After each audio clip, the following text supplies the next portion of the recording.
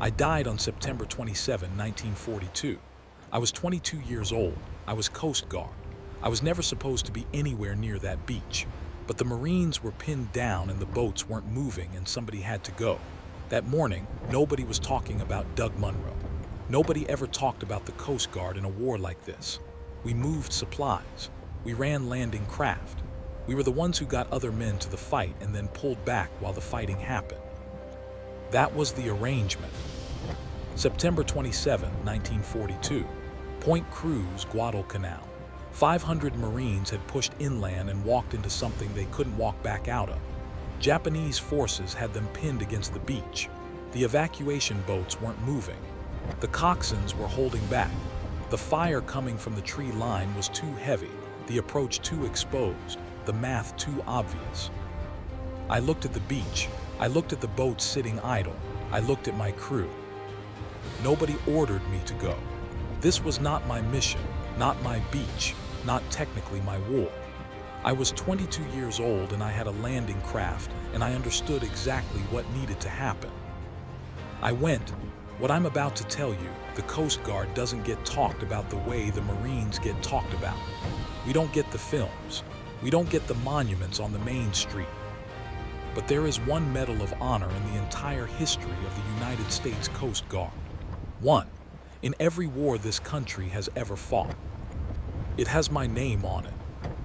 And what happened in the next 11 minutes on that beach, what my crew did, what we used the boat for, why I never came home, that's what earned it. But first, you need to understand what we were sailing into. I'm running the Higgins boat at full throttle toward Point Cruz, and I'm thinking about the geometry of it. 500 Marines on the beach. Japanese forces in the tree line above them, elevated with clear sightlines down to the waterline. The other boats aren't moving because the other boats are making the same calculation I'm making and arriving at a different answer.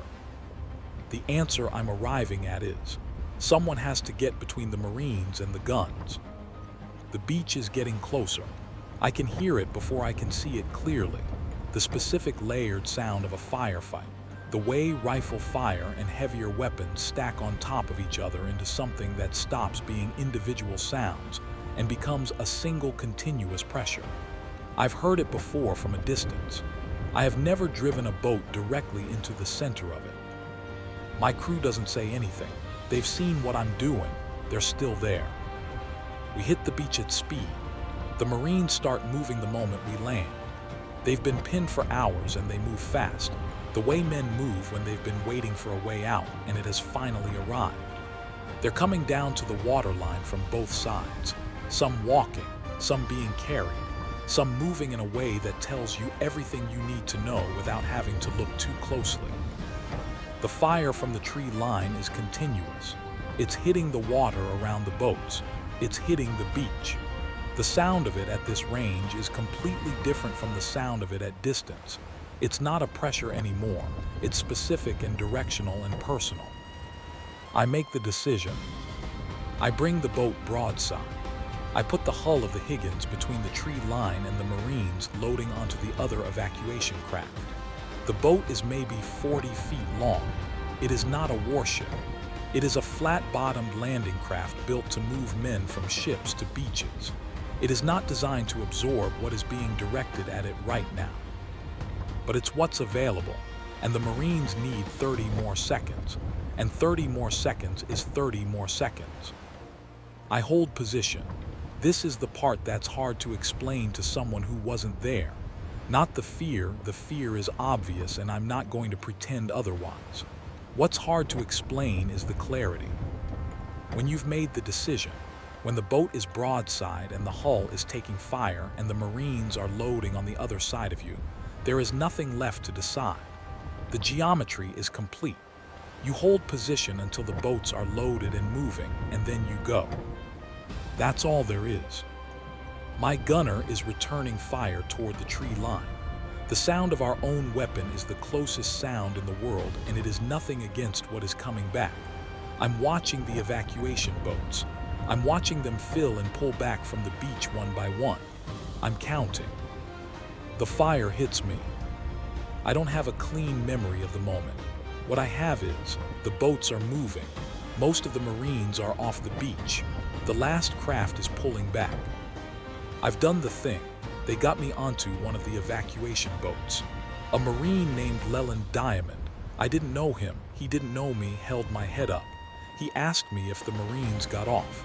I told him yes. I died before we reached the ship.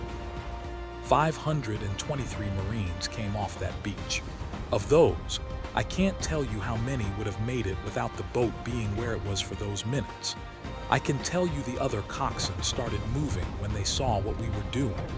I can tell you the Marines were loading under fire that was directed at a hull instead of at them.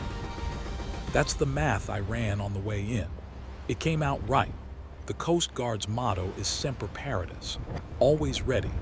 We say it the way the Marines say Semper Fi, and the way the Legion says Legio Patria Nostra, words that mean something different when you've had to find out what they cost. I was 22 years old.